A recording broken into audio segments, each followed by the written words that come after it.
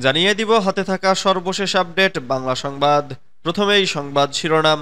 গণতন্ত্রের কথা বললেই আয়নাঘরে ঢুকানো হতো বলেছেন লায়ন ফারুক। এরপর জানিয়ে দিব আওয়ামী লীগ নিষিদ্ধের দাবিতে ঢাবিতে কফিন মিছিল। এদিকে ফ্যাসিবাদের দোসরদের কোথাও ঠাঁই হবে না বলেছেন মজনু। আরও জানিয়ে দিব আওয়ামী লীগকে নিষিদ্ধ করেই ছাড়ব বলেছেন হাসনাত। সর্বশেষ জানিয়ে দিব আয়নাঘরে বিএনপি নেতা সাজেদুলকে কিভাবে হত্যা করা হয় জানালেন ফারুকী। এতক্ষণ শুনছিলেন সংবাদ শিরোনাম, এবারে বিস্তারিত। তবে অনুরোধ থাকবে ভিডিওটিতে একটি লাইক করবেন এবং কমেন্ট করে জানিয়ে দিবেন কোন জেলা থেকে আপনি আমাদের এই ভিডিওটি দেখছেন। গণতন্ত্রের কথা বললেই আয়নাঘরে ঢুকানো হতো বলেছেন লায়ন ফারুক। ক্ষমতাচ্যুত ফ্যাসিবাদী আওয়ামী লীগ সরকারের আমলে যারাই গণতন্ত্রের কথা বলতো তাদেরই আয়নাঘরে ঢুকানো হতো বলে দাবি করেছেন 12 দলীয় জোটের অন্যতম শীর্ষ নেতা ও বাংলাদেশ লেবার পার্টির চেয়ারম্যান লায়ন মোহাম্মদ ফারুক রহমান। বুধবার 12 ফেব্রুয়ারি দুপুরে জাতীয় প্রেস ক্লাবে বাংলাদেশ জাতীয়তাবাদী গণতন্ত্র পরিষদ আয়োজিত এক আলোচনা সভায় প্রধান অতিথির বক্তব্যে তিনি এসব কথা বলেন। ক্ষমতাচ্যুত আওয়ামী লীগ সরকারের শাসনামলে নির্যাতন নিপীড়নের চিত্র তুলে ধরে লায়ন ফারুক বলেন, গত 15 থেকে 16 বছরে স্বৈরাচারী খুনি শেখ হাসিনা সরকারের শাসনামলে যারাই গণতন্ত্রের কথা বলতেন তাদেরই আয়নাঘরে ঢুকানো হতো। জনবিচ্ছিন্ন আওয়ামী লীগ তখন জোর করে ক্ষমতায় টিকে থাকতে চেয়েছিল। সে কারণে তাদের হাতে নির্মম অত্যাচার, নির্যাতন, গুম-খুনের শিকার হতে হয়েছিল অনেক নিরপরাধ মানুষকে, জীবন দিতে হয়েছে অনেক নারী ও শিশুকে। মানুষের জানমালের কোনো নিরাপত্তা ছিল না, কথা বলার স্বাধীনতা ছিল না। তিনি বলেন, অত্যাচার নির্যাতনের মধ্য দিয়ে আওয়ামী লীগ দীর্ঘ 15 থেকে 16 বছর দেশটাকে আইয়ামে জাহিলিয়াতের যুগ অর্থাৎ অন্ধকার যুগে পরিণত করেছিল। ছাত্র জনতার গণ আন্দোলন দমাতে তাদের ওপর গণহত্যা চালিয়েছিল। সেই খুনি শেখ হাসিনাকে ভারত আশ্রয় দিয়েছে। ফলে ভারত আমাদের বন্ধু হতে পারে না। শেখ হাসিনাকে বাংলাদেশে ফেরত এনে বিচারের মুখোমুখি না করা পর্যন্ত দেশের মানুষ শান্তি পাবে না। আওয়ামী লীগ নিষিদ্ধের দাবিতে ঢাবিতে কফিন মিছিল। গাজীপুরে হামলায় বৈষম্য বিরোধী ছাত্র আন্দোলনের আবুল কাশেমের নিহতের ঘটনায় আওয়ামী লীগের বিচার ও নিষিদ্ধের দাবিতে কফিন মিছিল বের করেছে সর্বস্তরের ছাত্র জনতা। বুধবার 12 ফেব্রুয়ারি রাত 9টার দিকে কেন্দ্রীয় শহীদ মিনারে আবুল কাশেমের জানাজা সম্পন্ন হয়। জানাজা শেষে শহীদ মিনার থেকে একটি কফিন মিছিল বের করেন ছাত্র জনতা। এর আগে বুধবার বিকেল 3টার দিকে ঢাকা মেডিকেল কলেজ হাসপাতালের চিকিৎসাধীন অবস্থায় কিশোর আবুল কাশেম।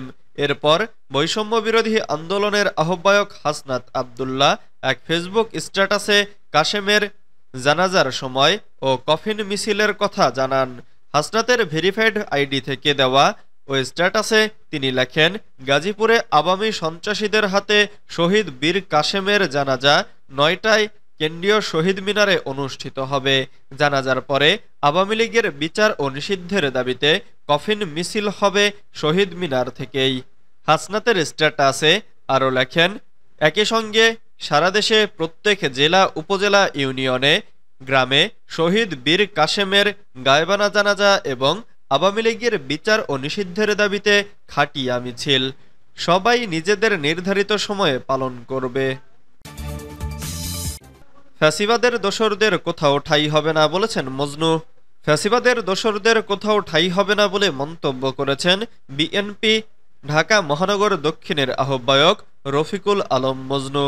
বুধবার 12 ফেব্রুয়ারি দুপুর 2টার দিকে ধানমন্ডির ঝিগাতলা লেকপাড়ে রাষ্ট্রকাঠামো মেরামতে তারেক রহমানের উপস্থিতি 31 দফা ও জনসম্পৃক্তি শীর্ষ কর্মশালায় তিনি এ মন্তব্য করেন।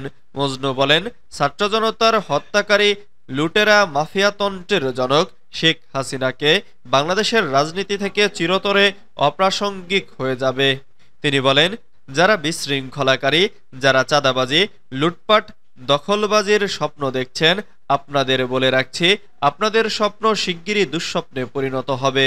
রফিকুল আলম মজনুর সভাপতিত্বে আলোচনা করেন বিএনপির আন্তর্জাতিক বিষয়ক সম্পাদক ব্যারিস্টার নাসিরউদ্দিন অসীম, বিএনপির কেন্দ্রীয় নেতা শেখ রবিউল আলম রবি, বিএনপির ভারপ্রাপ্ত চেয়ারম্যানের উপদেষ্টা মাহাদি আমিন সহ আরও অনেকে।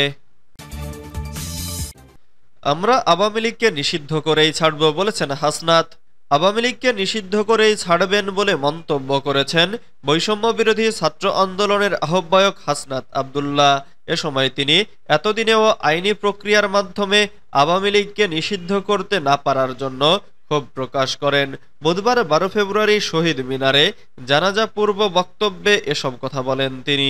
গাজীপুরে মুক্তিযুদ্ধ বিষয়ক সাবেক মন্ত্রী আ.ক.ম মোজাম্মেল হকের বাড়িতে হামলার ঘটনায় আহত আবুল কাশেম চিকিৎসাধীন অবস্থায় মারা গেছেন। বুধবার বেলা ৩টার দিকে ঢাকা মেডিকেল কলেজ হাসপাতালের নিবিড় পরিচর্যা কেন্দ্রে তার মৃত্যু হয়।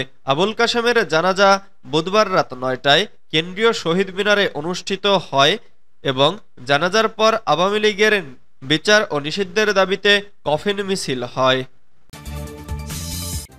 আয়নাঘরে বিএনপি নেতা সাজেদুলকে কিভাবে হত্যা করা হয় জানালেন ফারুকী। ২০১৩ সালের ৪ ডিসেম্বর রাজধানীর বসুন্ধরা আবাসিক এলাকা থেকে নিখোঁজ হন ঢাকা মহানগর ৩৮ নং ওয়ার্ড বিএনপির সাবেক সাধারণ সম্পাদক সাজেদুল ইসলাম সুমন। এরপর আর খোঁজ মেলেনি সাজেদুলের।